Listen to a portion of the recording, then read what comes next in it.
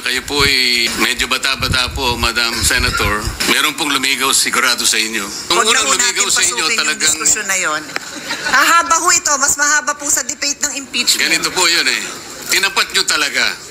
Ipinakita nyo sa kanya, pinaramdam nyo sa kanya talagang wala siyang maasahan. Kesa mapagod pa siya. Sino ho Pero yun? ang sabi niya sa inyo, ang sabi po niya sa inyo, pwede bang ako'y kahit papaano'y dadalaw-dalaw pa rin? Parang nag-MR. Nasa sayo yun, but that will not change my mind. Ganun din po yun eh.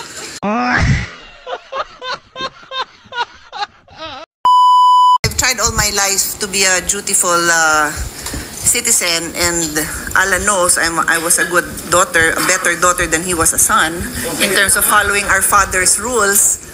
Pag sinabing hindi mo pwedeng gawin yan, wala kang karapatan na gawin yan, hindi ko gagawin yon. At kung ginawa ko yon, babawiin ko. Kasi nga sinabi sa akin na wala akong karapatan na gawin yon. So, yun ho ang iniintindi ko. I am one of 5, tama bang bilang ko, 5 lawyers here in the Senate, and I'm trying to do my job as a senator and as a lawyer.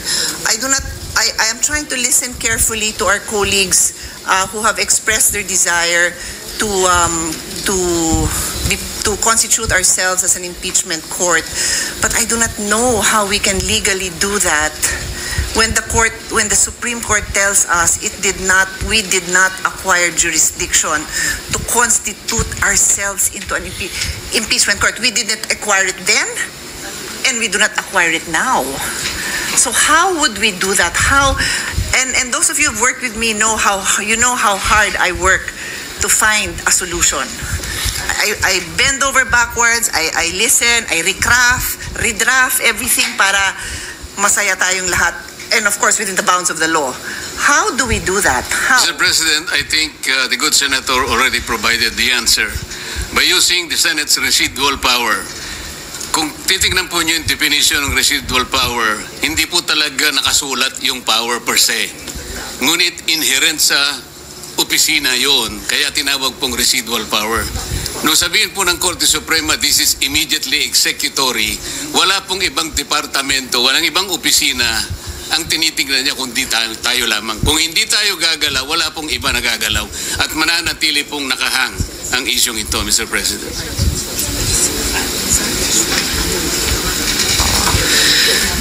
So, yun yung first point, Mr. President, that I wanted to raise, and thank you for your response, Senator from Tarlac.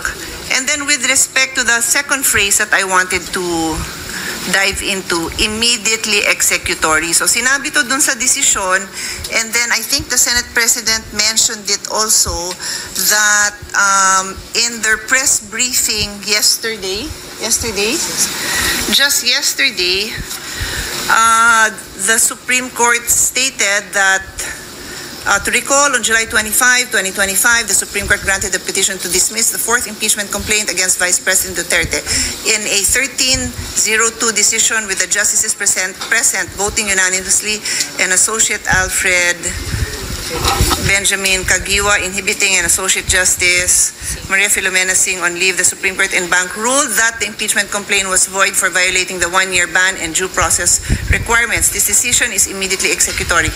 Inulit pa nila sa press briefing nila. So sa akin lang po, parang nahihirapan ako as a lawyer and a lawyer in the Senate to say that they did not intend it to be immediately executory, because they said this knowing that there already was a motion for recon, and knowing that we are going to have this discussion today, because we made this date public, that on this day we will have this discussion. So again, I'm trying hard to see how, other than disposing of the case using our residual powers following the instructions of the Supreme Court, we can further debate this issue. That is my dilemma, dear colleagues, Mr. President. May I offer an answer, Mr. President? Of course.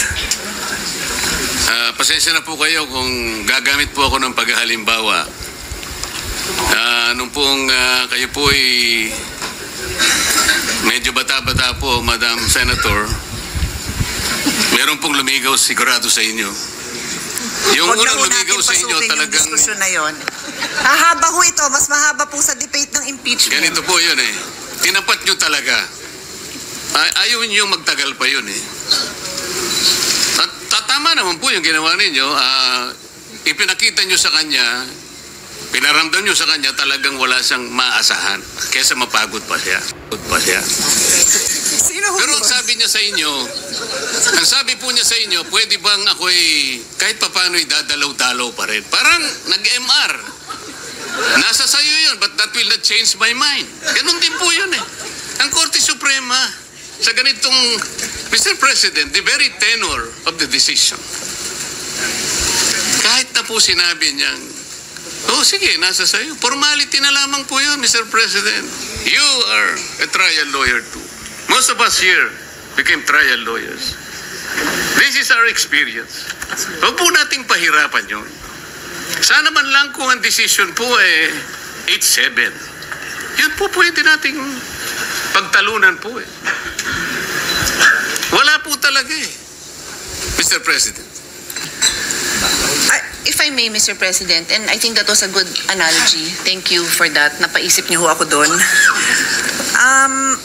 I think what's interesting with His Honor's analogy is there are people, there's the public, I don't know, millions of people would like to understand ano ba yung final na kasong yun, may evidence ba? And totoo yan, di ba? Hindi natin matatanggal yun. So in the same way, yung manliligaw na walang pag-asa, gusto din niyang malaman na ano ba yung chances, ano ba yung nangyari, bakit ba meron kang ganitong conclusion, can I convince you otherwise? I think that's what His Honor is trying to say. And I think the public really want to know. Let the record show na tawang-tawa po si Senator Bato sa likod. But and we really want to know, sino ba namang may ayaw malaman kung merong isang public official na naakusahan ng katiwalian? Lahat po tayo interesado doon eh, whether mahal mo yung taong yon, whether galit ka sa taong yon, you want to know the truth. Kasi kung naniniwala ka na innocent yung taong yon, gusto mong mapatunayan niya na innocent siya. At kung galit ka sa taong yon, gusto mong mapatunayan na guilty siya, di ba? But meron tayong kinikilalang Supreme Court na nagsasabing hindi nga dumaan sa tamang proseso. So kumbaga siguro sa example nyo, baka hindi dumaan sa tatay ko, hindi nagpaalam ng maayos. Di wala naman akong choice kundi sabihin na wala kang pag-asa. Baka naman may pag-asa, pero I have to follow the rules of my father's house na hindi dumaan sa tamang proseso. So, doon ho tayo babalik, and as a lawyer, I have to say this na yun nga, we are governed by laws.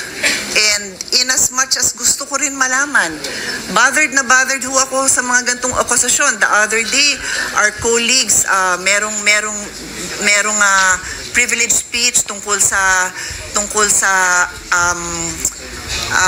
kalokohan dun sa paggagawa ng mga flood control. Gusto natin malaman, di ba? Ngayon, pagka yun na-discuss sa sa media, okay na, media siya. Pero walang papupuntahan yun kasi it should go to the proper process. May process yan sa halls of the Senate. We have hearings in aid of legislation, and then magre-recommend tayo na ma-ombudsman yan. So may proseso tayo. So yun ho siguro yung pinapatunguhan. Doon ho papunta ang aking conclusion na in as much as the public deserves to know, because we all deserve to know, we also have to follow the process.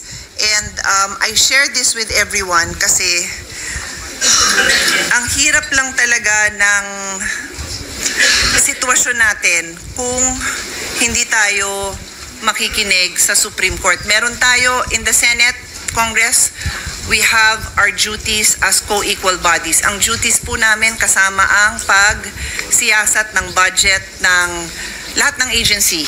So pati Supreme Court, budget niya, tinitingnan. Lahat ng Regional Trial Court, tinitingnan natin ang budget. That's our job as a co-equal. Sila naman, may job din sila na pagka may grave abuse of discretion, they have to also say it. They also have to make their position known, which they have. And I will repeat, ang sabi ng desisyon ng Korte Suprema, the Senate did not acquire jurisdiction and this decision is immediately executory. So, I'm happy to listen. I don't know kung may magsasalita pa, pero I shared my views on this in the hope na marinig ko din yung views ng proponent. Nakikinig po ako sa mga kasamahan natin para ma-enlighten din po ako. But I'm guided also by my practice as a lawyer and my duty as a lawyer to also, I can disagree with the court. Wala tayong problema doon. We know that we have that personal right to disagree with the court, but we also have to, in the end, follow the court's orders whether we agree with them or not. Very quickly, Thank you, Mr. President. With the permission of Senators Marcoleta and... What is the pleasure of Senator Pangilinan? Just a quick interjection. The gentleman may proceed. Maybe to add to either the enlightenment or additional bewilderment of Senator Pia Cayetano. Yes, the Supreme Court ruled that we did not have jurisdiction. Yes, the Supreme Court ruled that it is immediately executory, but it makes you wonder why the Supreme Court did not issue a writ of injunction. So Did not, sorry, I didn't hear that. It makes you did not wonder issue- why. did not enjoin us, did not issue a writ. It could have, but it did not. So, yeah, your guess is as good as mine, because if they really wanted us to